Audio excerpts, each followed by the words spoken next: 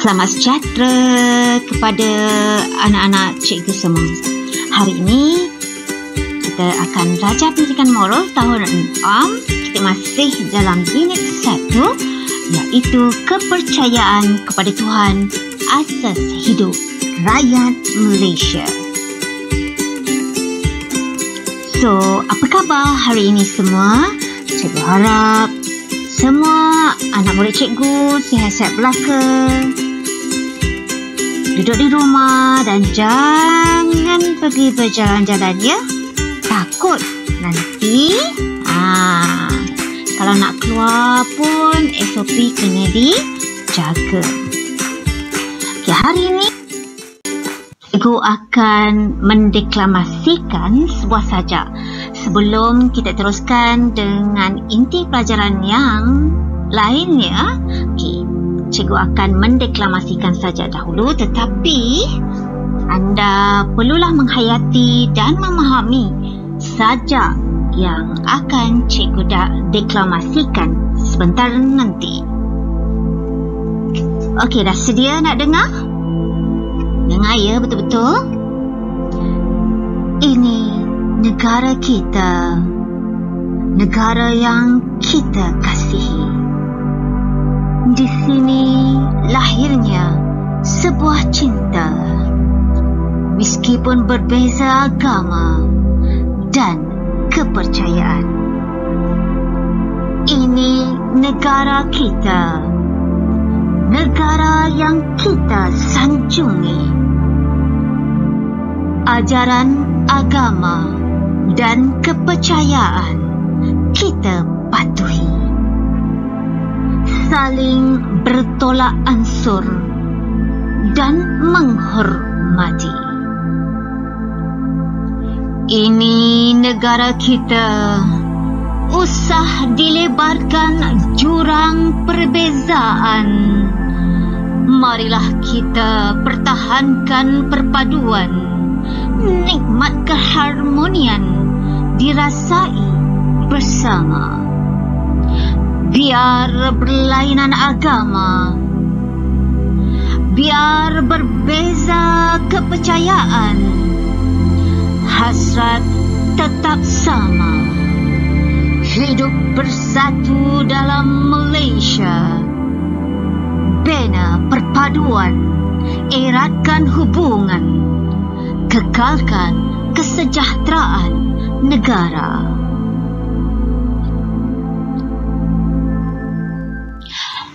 Okey, setelah mendengar deklamasi saja daripada cikgu sebentar tadi, apakah yang ada di minda anak-anak semua? Apakah kamu faham tentang sajak ini? Okey, cikgu terangkan secara ringkas tentang sajak ini, sangat simple dan senang, iaitu negara kita yang kita tahu mempunyai berbilang bangsa, kaum dan agama. Tetapi kita duduk di dalam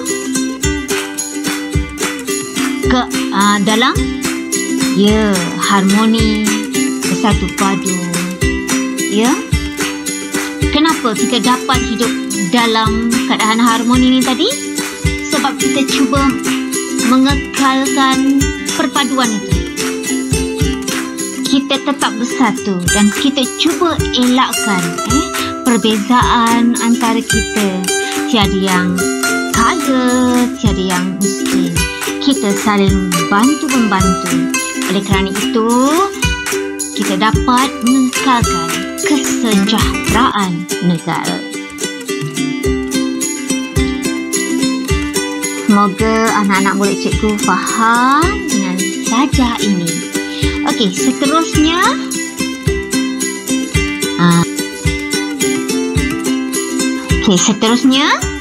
cikgu nak tanya, masih ingat lagi rukun negara?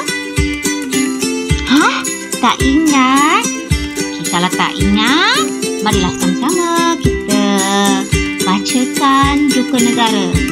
Ada 5 ya. Kita sedia? 1, 2, mula. Kepercayaan kepada Tuhan, kesetiaan kepada raja dan negara, keluhuran perlembagaan, kedaulatan, undang-undang, kesopanan dan kesusilaan. Kepercayaan pada Tuhan. Cikgu terangkan bahawa kita bebas beragama. Banyak agama yang ada di Malaysia, tetapi semua maksudnya penganut-penganut agama yang ada di Malaysia bebas untuk beragama. Tiada paksaan, walaupun agama Islam merupakan agama rasmi negara Malaysia. Okey, kemudian ada kesetiaan pada raja dan negara. Kita perlulah memberi sepenuh kesetiaan yang tidak berbelah bagi kepada Seri Paduka Baginda yang di-Pertuan Agong. Kerana dialah raja berperlembagaan yang masih kekal lagi sehingga hari ini. Malaysia sangat bertuah kerana masih lagi memiliki agong ataupun raja. Kemudian kita teruskan kepada keluhuran perlembagaan. Okey, yang kita tahu dekat Malaysia ni ada perlembagaan tersendiri. Okey, dan dalam perlembagaan itu kita bebas bersuara. Kebebasan bersuara itu diberikan kepada semua rakyat. Tak kira kecil, besar, tua ataupun muda. Seterusnya kedaulatan undang-undang. Ya, Malaysia sangat teguh dengan undang-undang. Kewujudan undang-undang yang telus menjamin kehidupan aman stabil. Contohlah, kalau yang jahat, yang salah, pastilah kena hukuman. Kita ada mahkamah. Kita ada mahkamah sivil, kan? Mahkamah syariah. Okey. Jadi mahkamah, kita ada peguam yang berkaliber. So inilah yang harus kita kekalkan, ya. Ketelusan. Dan akhir sekali kesopanan dan kesusilaan. Dengan adanya kesopanan dan kesusilaan, dia dapat membentuk warga negara yang prihatin dan bertolak ansur. Sebab itulah negara kita cukup senang untuk membantu orang-orang yang berada dalam kesusahan. Contoh yang paling popular sekarang kalau kat YouTube tu, siapa tu agak-agak ya? Ya, Ustaz Eddie Liu. Walaupun dia seorang ustaz beragama Islam, tetapi dia tidak memilih agama bagi membantu orang-orang yang dalam kesusahan. Kita perlu mencontohi beliau. Okey, akhir sekali cikgu nak terangkan. Cikgu nak terangkan tentang tajuk yang akhir ni, sebab ia ada termasuk dalam latihan yang akan cikgu berikan nanti. Jadi kena pastikan dengar betul, ya. Kita sepatutnya selalu berasa bersyukur kerana kita dapat hidup di bumi Malaysia yang aman dan sejahtera. Pastinya kita akan rasa gusar, tak tenang, seperti negara-negara di Palestin, bom sana, bom sini, di Syria, pelarian Rohingya, kesian mereka, dan kita sebagai rakyat Malaysia patut bersyukur. Kita hidup di Malaysia dalam keadaan aman dan damai. Maka jauhkanlah sifat suka bergaduh sesama kita. Kemudian, pemimpin yang bertanggungjawab tidak akan menjejaskan rahsia negara kepada negara luar. Ya, ini bukan sahaja pemimpin, rakan-rakan kita yang ada di sekeliling kita. Jika dia memberitahu kita rahsia, dia kata jangan bagi tahu orang lain.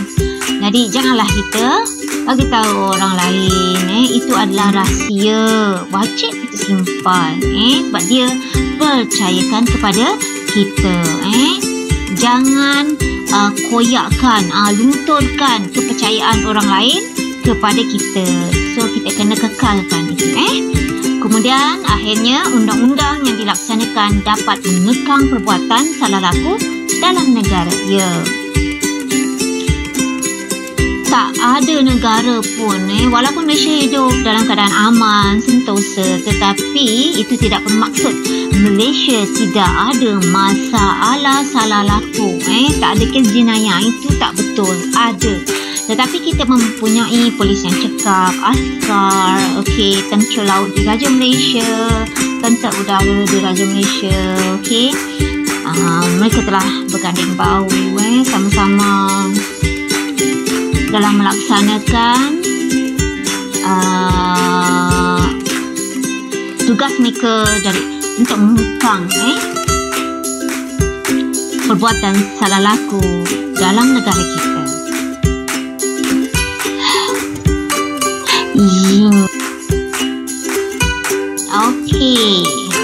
Wahai anak-anak cikgu yang cikgu kasihi, hanya setakat ini saja. Jadi jangan lupa ya untuk membuat latihan yang diberikan oleh cikgu.